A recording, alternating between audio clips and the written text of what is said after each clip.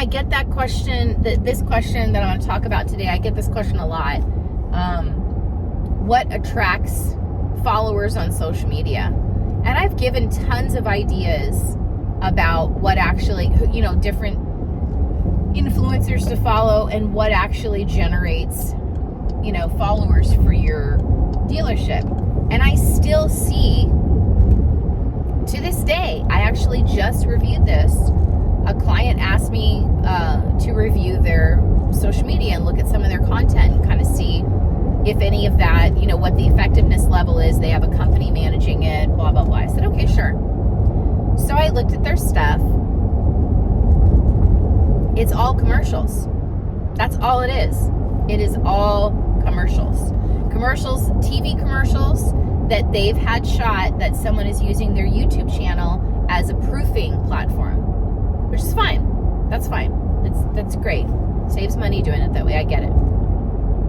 However, if your goal of your social media platforms is to gain followers, then you need to put content on there that is relevant or value add for them to engage with. Your TV commercials are not that. Putting your TV commercials on your YouTube channel is not an effective way to use your YouTube channel. But let's talk about what is useful on there. We know it's not.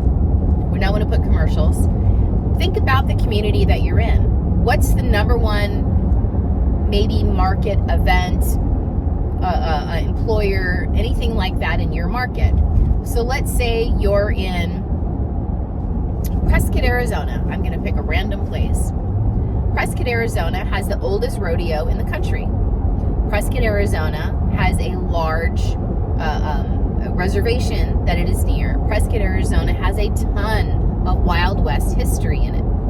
So, if I had an automotive dealership in Prescott, Arizona, I would go around the community and I would film my cars in different places in the community if I wanted some good tier 2 content. If I wanted some local content, I would go and interview people and ask them questions about their current car. Random people just walking around the square, which is in the middle of town, that has all the courts is in the middle, and then it has a bunch of restaurants and bars around the square, right? So I would walk around and I would stop people along the way saying, hey, can I ask you some questions about your first car? Can I ask you some questions about your current car? Can I ask you some questions about your next car? What do you like best about Prescott? What's your least favorite thing about Prescott? What would you tell someone who's wanting to move to Prescott? And stick with me. You don't have to talk about the car sale on your social media account. Just putting up there, here's a great car and here's the price and come and see us. This one's only one in stock, new today.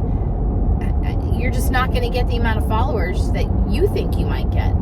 Now, if you post what I'm telling you to post, which is interviews of people in Prescott, for example, in our example dealership here, and what they drive, what they have driven in the past, what they would like to drive, what's their dream car.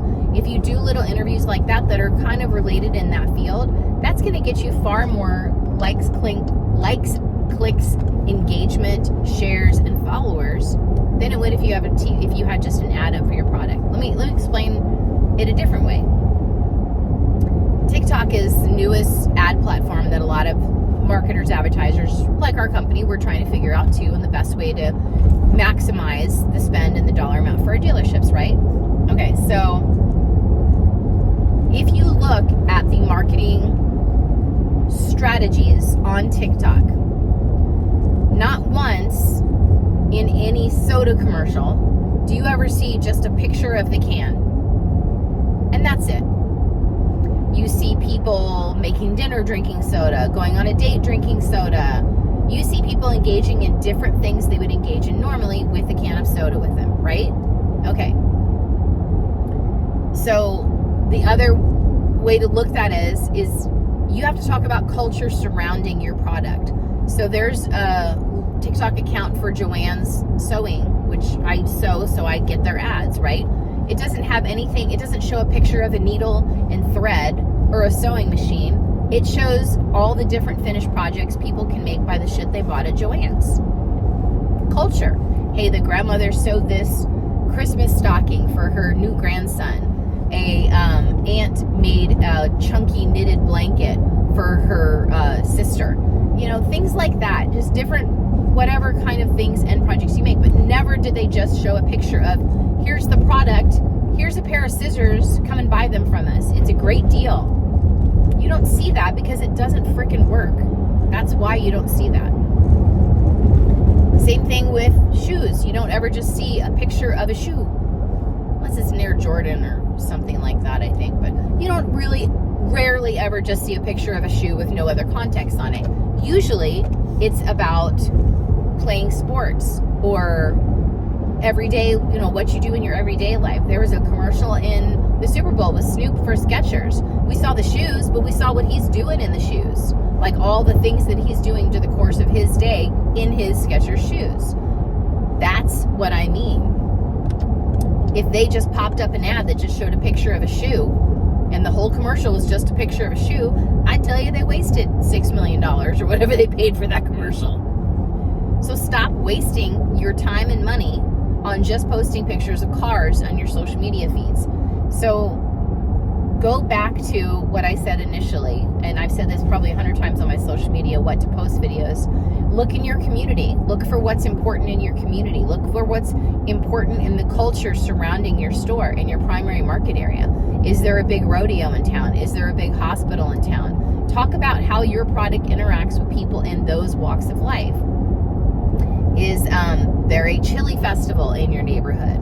Is there a bowling event, a bowling venue that's really popular in your neighborhood? Partner with some of these businesses that are local and have good followings. Go online and see what followings the local bowling alley has and do a partnership with them. Something where people can win a free oil change during league night or something like that. Different things like that that can cost you $500, $1,000 a month maximum. It shouldn't be any more than that. Can actually go a long way. If you're sponsoring a local movie night in the park for your town and the movie is Air Bud, I guess you should buy soccer balls or footballs, whatever that movie, whatever Air Bud you're on, that's what you should buy that's branded with your name, your contact information, your logo on it. But you have to start, and then you're filming videos for that, watching people playing with the soccer balls that you brought for the movie night, a little clip of the movie. Hey, we were at the movie night last night in the park behind the dealership. Were you guys there? Man, you missed out. Check out the next one. We'll be bringing footballs or basketballs to that one. You know what I mean? Stuff like that actually goes a long way. If you haven't partnered with your local Chamber of Commerce or Rotary Club or community civic center, anything like that, you absolutely have to do that. Those little local events that you can provide sponsorship for, those are gold mines worth of social media stuff. If there's a farmer's market near you, wrap a truck or take your parts truck out there and just park it in the parking lot with a bunch of cards on it. Little things like that, they make a difference. They add up. All those are grassroots efforts, all those branding plays of social media, those are all vital to the ecosystem that is your digital environment. There's so many pieces to it. But when you're talking about content, it's not about what you would click on or what you would like. You're not the only one buying cars there.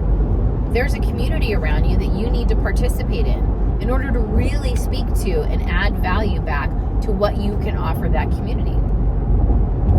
So don't be afraid to take, if you have a Jeep dealership, man, and you live up in the mountains, you should be in that Jeep in the mountains every weekend taking videos to post on your social media. That's the lifestyle and the culture around that vehicle. Any vehicle in your lineup, pick one. What's the average customer that buys that vehicle? What do they do? What are their likes and interests? If you don't know, you can actually buy this data fairly cheaply online. You can find it on Facebook. Utilize that information to create quality, value-add, unique custom videos that speak to that customer, what their interests, likes, and hobbies are, and then you have a good social media content strategy. Hope that helps for this week. Happy selling.